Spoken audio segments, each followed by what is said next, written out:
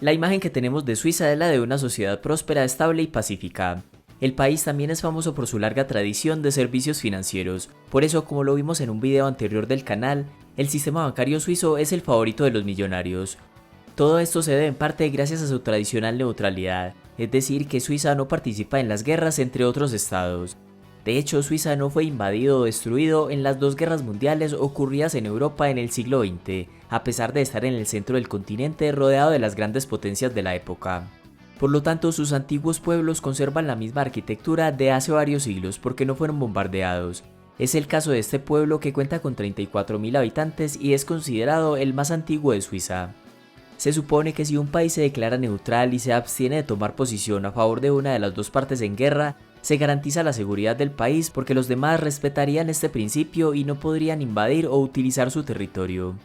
Entonces, si la neutralidad en Suiza ha jugado un papel importante para explicar su nivel de prosperidad, ¿por qué Suiza decidió sancionar a Rusia y a su presidente Vladimir Putin? Si es tan neutral, ¿por qué comerció con la Alemania nazi durante la Segunda Guerra Mundial? Y si es tan neutral, ¿por qué uno de cada 3 suizos tiene armas en sus casas? La decisión del gobierno suizo de aplicar sanciones contra empresas y personas rusas se da luego de sentir la presión de la oposición y de la comunidad europea. Suiza bloqueó los activos de cientos de ciudadanos rusos y de 4 empresas. Esto incluye al presidente ruso Vladimir Putin, al primer ministro y al ministro de Asuntos Exteriores de Rusia. En 2020, según el Banco Nacional de Suiza, los rusos tenían más de 11.000 millones de dólares guardados en Suiza. También cerró su espacio aéreo a los vuelos procedentes de Rusia y a los aviones con marcas rusas, y prohibirá la entrada al país a 5 oligarcas cercanos al presidente ruso. Según la declaración del presidente suizo, la neutralidad suiza se mantiene intacta, pero por supuesto que estamos del lado de los valores occidentales.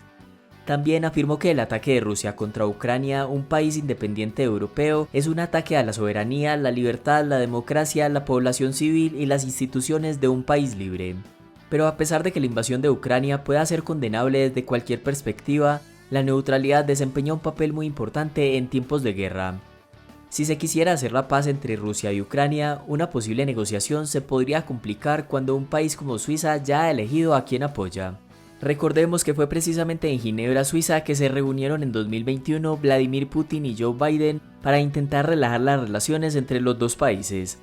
En esta ciudad suiza tienen sede 36 organizaciones internacionales como la Cruz Roja, la Organización Mundial de la Salud y la Organización Internacional del Trabajo, lo cual demuestra el respeto que tiene la comunidad internacional sobre la neutralidad y estabilidad no solo de Ginebra sino de todo Suiza.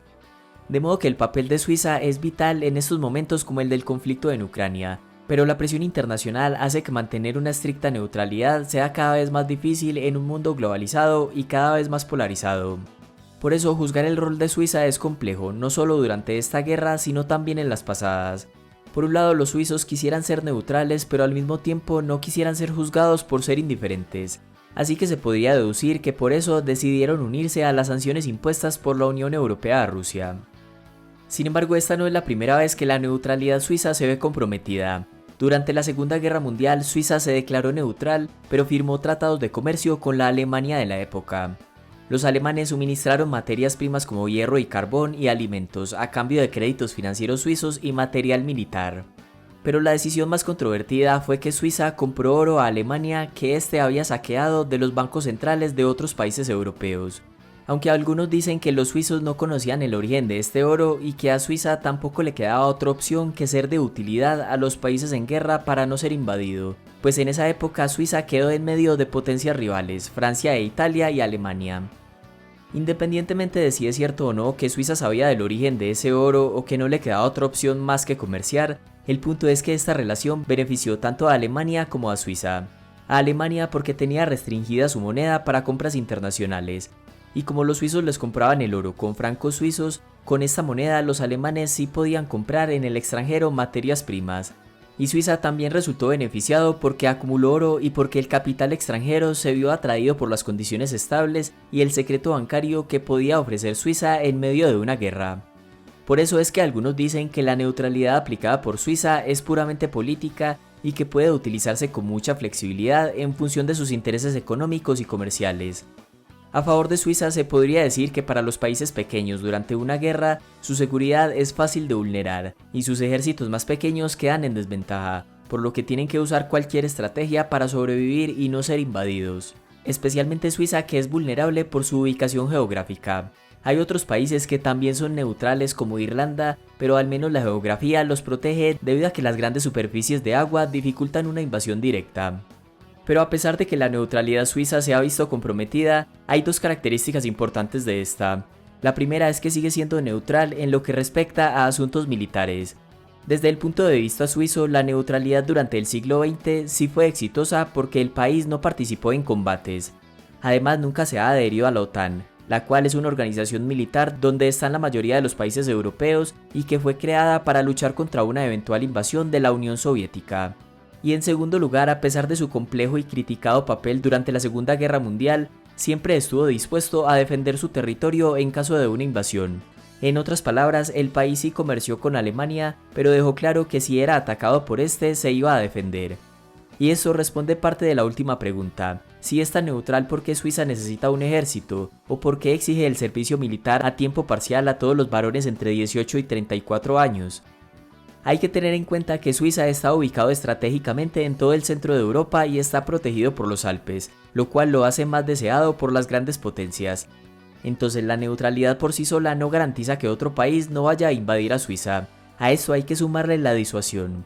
Es decir, parte del éxito de evitar un ataque es mostrar previamente la potencial capacidad de vencer y de esta manera disuadir al enemigo. Por esta razón, Suiza tiene una neutralidad armada. Según un estudio de 2011 realizado por Small Arms Survey, Suiza ocupaba el tercer lugar en el mundo entre los países con mayor número de armas por habitante. Sin embargo, esta cifra se ha venido reduciendo debido a la aprobación de normas más estrictas que limitan su uso. Así que la neutralidad no es solo una posición política, sino que hace parte de una arraigada cultura nacional. El tiro es un deporte nacional y los clubes y festivales de esta práctica forman parte esencial de la vida de los suizos independientemente de la edad y el género. Esta misma ideología también llevó a que Suiza construyera búnkeres y refugios subterráneos capaces de soportar fuertes ataques. Incluso en el pasado había túneles y puentes con trampas antitanque que podían ser demolidos en caso de una invasión. Eso demuestra que a pesar de su neutralidad, los suizos están preparados para defender su territorio. Un refrán popular dice que Suiza no tiene ejército, todo Suiza es un ejército.